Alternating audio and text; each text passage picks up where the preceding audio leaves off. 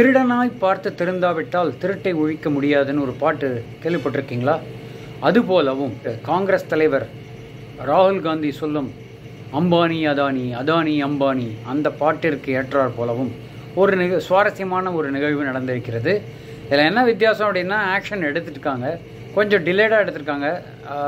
மோடி எப்போதும் சொல்கிற மாதிரி ஜஸ்டிஸ் குயிக்காக கொடுக்கணும்னு சொல்லுவார். பட் அதுக்கு தகுந்த மாதிரி இல்லாமல் கொஞ்சம் டிலே ஆகி தான் இந்த கேஸில் வந்திருக்குன்னு சொல்லலாம்.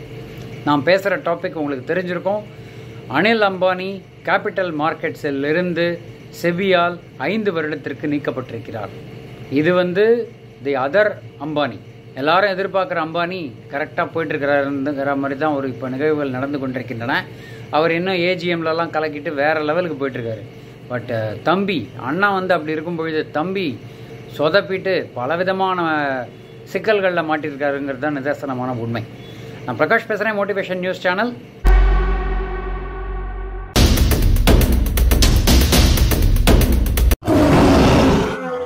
இந்த அனில் அம்பானி டாப்பிக்கே ஒரு 4ஆக நான் பிரித்திருக்கிறேன் ஆஸ் யூஷுவல்.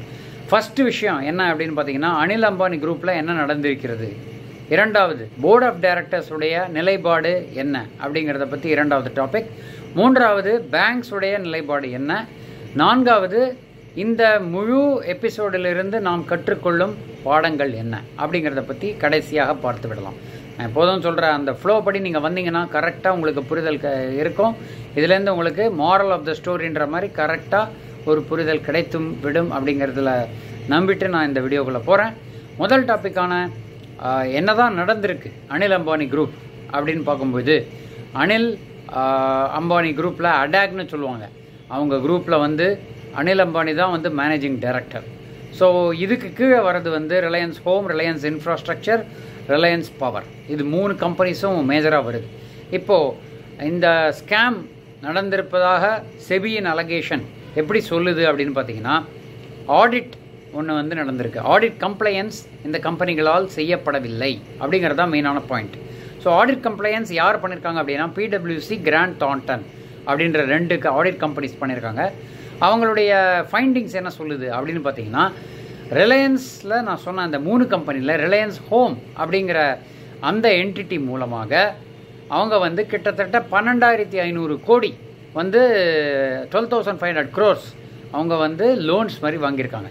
இந்த லோன்ஸ் வாங்கினது ஓகே தான், எல்லா கம்பெனிஸும் வாங்கக்கூடிய ஒரு விஷயந்தான். ஆனால் இதில் எங்கே நான் கம்ப்ளையன்ஸ் வருது அப்படின்னா, நிறைய கேபிட்டல் லோன்ஸ் அப்படின்ற மாதிரி இஷ்யூ பண்ணியிருக்காங்க, அன்செக்யூர்ட் லோன்ஸ்.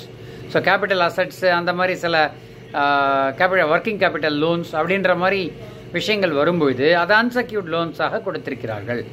சரி, இந்த மாதிரி கொடுத்தாலும் தப்பில்லை. அதில் என்ன தான்ப்பா விஷயம் அப்படின்னு பார்த்தீங்கன்னா, இந்த 12,500 கோடியில் எல்லாமே குரூப் கம்பெனிஸுக்கு கொடுக்கப்பட்டிருக்கிறது. அதாவது ரிலையன்ஸ் பவர் மற்றும் ரிலையன்ஸ் இன்ஃப்ராஸ்ட்ரக்சர் இவங்களுக்கு கொடுத்துருக்காங்க.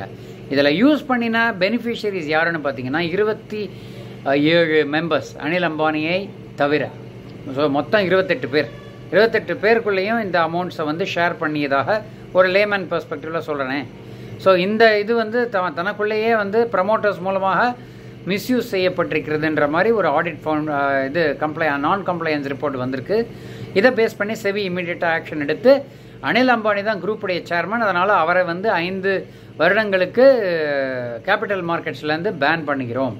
இது செபியுடைய மார்க்கெட் ரெகுலேட்டராக செபி எடுத்த அந்த ஒரு கராரான ஒரு கண்ட்ரோல் எஃபெக்ட்னு சொல்லலாம். ஆனால் அதே சமயம் நம்ம இரண்டாவதாக பார்க்க போகிற விஷயம் என்னென்னா, இது மூலமாக போர்ட் ஆஃப் டைரக்டர்ஸுக்கு என்ன இம்பேக்ட் இருக்கும் அப்படின்னு பார்த்தீங்கன்னா, கண்டிப்பாக ஒரு கம்பெனினா கார்ப்பரேட் கவர்னன்ஸ் இருக்கணும், அதே மாதிரி ஆடிட் கம்ப்ளையன்ஸ் இருக்கணும், ரூல்ஸ் அண்ட் ரெகுலேஷன்ஸ் ஃபாலோ பண்ணணும்.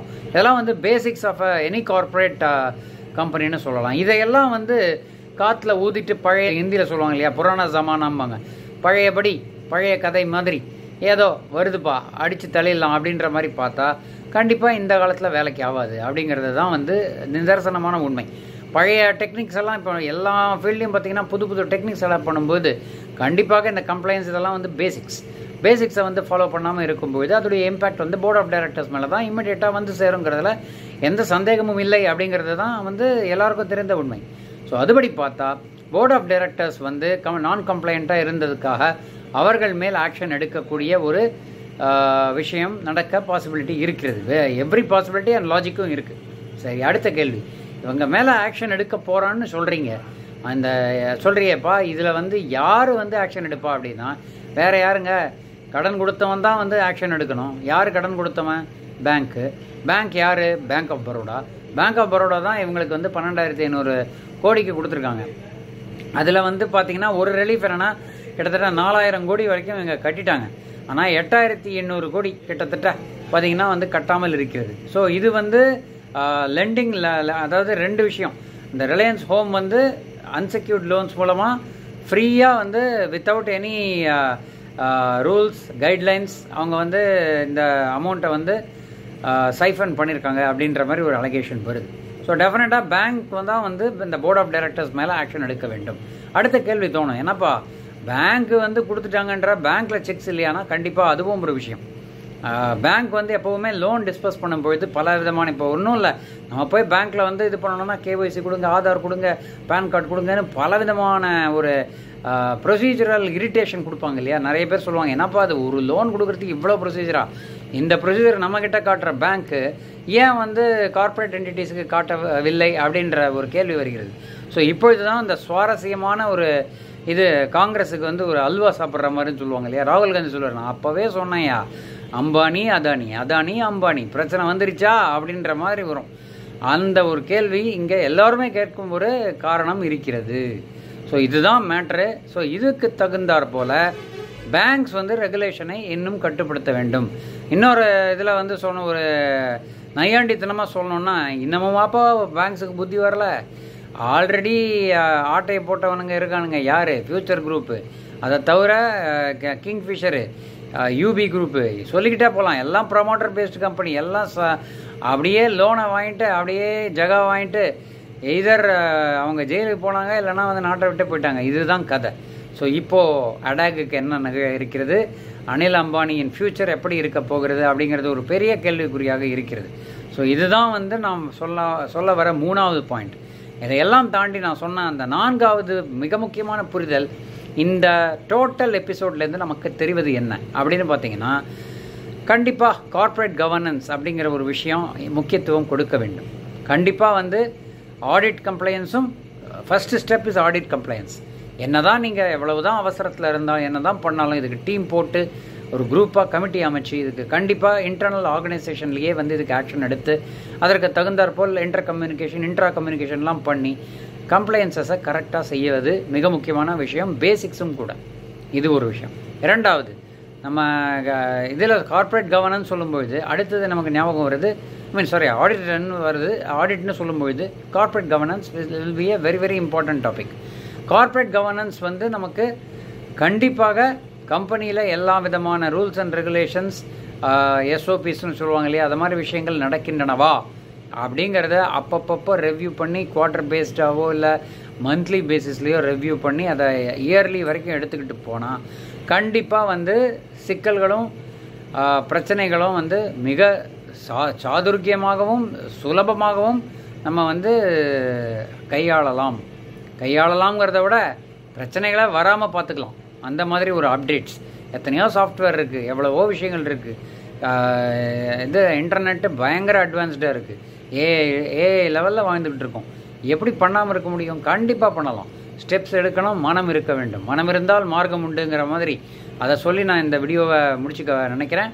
அதுக்கு முன்னாடி நான் உங்கள்கிட்ட கேட்குற விஷயம், நீங்கள் உங்களுடைய கருத்துக்கள் என்ன? நீங்கள் ஆஸ் யூஷுவல் பார்த்தையாப்பா மாலியா போயிட்டாரு, இவர் அடுத்து நம்ம ஐபிஎல் கிங்கு போயிட்டாரு, அதுக்கப்புறம் இப்போ அம்பானியா அப்படின்னு யோசிப்பீங்க. அப்படி இருக்க வாய்ப்பு இல்லை. ஏன்னா வந்து கம்ப்ளைண்ட்ஸ் இருக்கிறனால தான் டப்புன்னு பிடிச்சாங்க. லேட்டாக இருந்தது. இந்த வாட்டி என்ன சொல்லலாம்னா ஒரு லாங் ரோப் கொடுத்துருக்காங்கன்னு சொல்லலாம். ஆனால் அதே சமயம் வந்துட்டாங்க.